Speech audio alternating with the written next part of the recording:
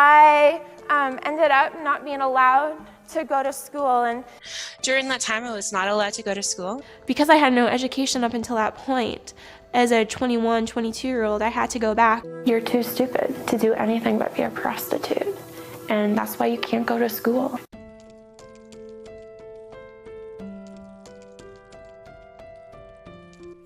If you haven't seen the first short video in this series, I suggest you take a look at that one before viewing this one. I'm first going to start off with the claim that Jessa Dillow Crisp has publicly repeated over and over again. It is the claim that she was never allowed to go to school. As far as her elementary years, I believe her. Many children are not allowed to go to school, but this claim has to be put in context, and the way she frames it is what is very telling. Here's the real story. Jessa Joy was born on June 19, 1987 in Toronto, Canada. She was the first daughter and second-born child of a well-educated mother and father who attended some seminars presented by the Institute in Basic Life Principles in the late 1980s and early 1990s. In 1991, her family joined the Advanced Training Institute homeschool program. What is telling about her claim that she was, quote, never allowed to go to school, unquote, is that this is not the way people talk about the fact that they were homeschooled. Homeschoolers use the phrase, I was homeschooled, not, I was never allowed to go to school or I was never allowed an education. I'll address more of that in just a minute. But not being allowed to go to school is not the only thing she claims about her daily life growing up. She also claims she lived as a prisoner, was locked in a room and unable to go outside and play like other children, and so abused that she didn't even know what year it was. For as long as she could remember, Jessa Dillow Crisp lived as a prisoner. I ended up not being allowed to go to school, and I remember the darkness of being locked into a room. I remember standing in my bedroom window and looking out across the backyard and seeing kids walking to school, and like, what is that like? What is it like to be able to go play and kick a ball around? And I just remember the intense desire that I had to go ahead and to be somewhat like them.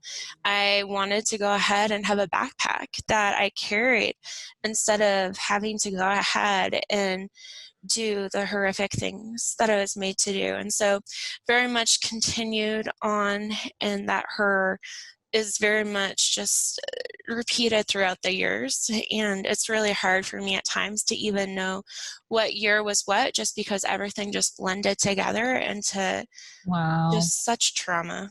So far, you have seen in this series that Jessa claims that as a child, she was sold to others for sex her entire growing up years, trafficked by her parents into her neighborhood, to friends, relatives, put into brothels and child sex circuits, and also trafficked across international borders, completely uneducated, and basically wasn't allowed to play outside. Jessa says that after she was rescued from this horrible childhood of extreme neglect and abuse, she was in a safe house, only to be abused and sex trafficked again as an adult by a woman pimp, and returned to a safe house again. Listen to this next part of her story. The lady told me basically that if I can read, I can learn anything. So I took a black Sharpie and I wrote on my arm, if I can read, I can learn anything. They also told me, Jessa, did you know if you can read, you can learn anything? And so I actually went into my bedroom that day and wrote on my arm, if I can read, I can learn anything. So how did Jessa learn to read and write? She claims that her parents gave her no education. So how did that happen? She's already said that her parents told her she was good for nothing but sex, and therefore denied her any education. So who taught her to read and write? Obviously, her parents taught her to read while she was homeschooling. Teaching a child to read and write takes time and patience. They were enrolled in a homeschool program, and reading and writing was clearly a part of her education. So what kind of family would lock their child in a room, sell her body to people who would come to their home to abuse her, deny her any education, not allow her to play outside, prostitute her out around their suburban neighborhood to their friends, their relatives, and into brothels and across international borders to be sex trafficked? What kind of horrific mother and father would do such a thing? You might imagine drug dealers, prostitutes themselves, or maybe owners of strip clubs, producers of pornography, something like that. Let's take a look at Jessa's parents for a moment. Jessa's father is a doctor who has a degree in physical education and science from McMaster University, as well as a doctor of chiropractic from the Canadian Chiropractic College, which he earned in 1984. He has given generously and been very active in his church and community his entire life and has had a thriving private medical practice for decades. He raised a large family of children with his longtime wife. Jessa's mother was born to very devout Christian parents, and her father was a respected high school biology teacher. He was known in his community for promoting education, especially in the sciences. Jessa's mother graduated with honors from the University of Toronto with a degree in science of pharmacy in 1983. Jessa's parents were married at Calvary Church in 1983, also in Toronto, Canada, surrounded and supported by their families. These are the two people, her mother and her father, who Jessa claims horrifically abused and sex trafficked her all throughout her growing up years. Both her mother and her father would have to have both been involved and fully participating in this abuse. In one interview you will see coming up, she also claims other family members were involved in all this. But you might say, just because they were educated doesn't mean they didn't do this to their children. As unlikely as it seems, that is true. So we can look at the other circumstances. Let's look at some of Jessa's siblings. Surely if her parents were the monsters she is claiming they were, her siblings would have been abused and deprived of an education as well. Certainly they would have been very traumatized and likely would not have fared as well as Jessa has, considering their circumstances living with these terribly abusive parents. According to the CBN report, Jessa has 10 brothers and sisters. Here's some facts about her siblings. Jessa has one sister who is an RN with a PhD and a professor at an educational institution. Another sister studied social work and general health science at Fleming College. One brother has a degree in engineering and has worked as a structural engineer. Another is an intellectual property and technology lawyer and serves as counsel for the Copyright Board of Canada. Another has a master's degree in chemical engineering, and another is an accomplished violinist and alumni of the National Youth Orchestra of Canada.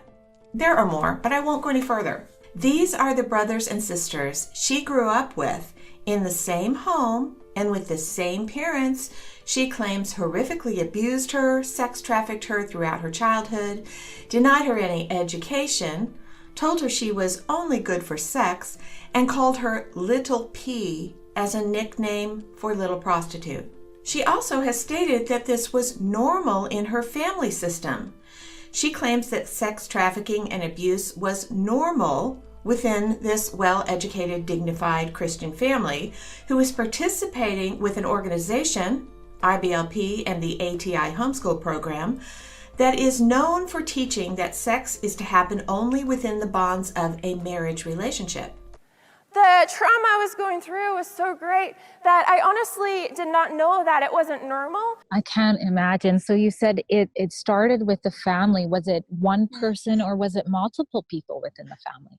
You know, within my family system, it was several people within my family system, and it was very normal within my family system, and that was something that I just thought was what other kids were experiencing. So her claim is that this sex trafficking and abuse was normal in her family. This would mean that her brothers and sisters would have also been abused in similar ways. If it was normal, then clearly that would be the case.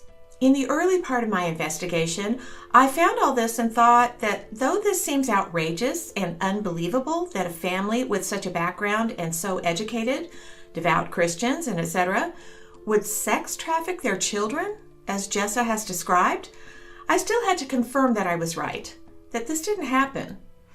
I was able to get a confirmation from an insider in the family and confidentially talk about these allegations.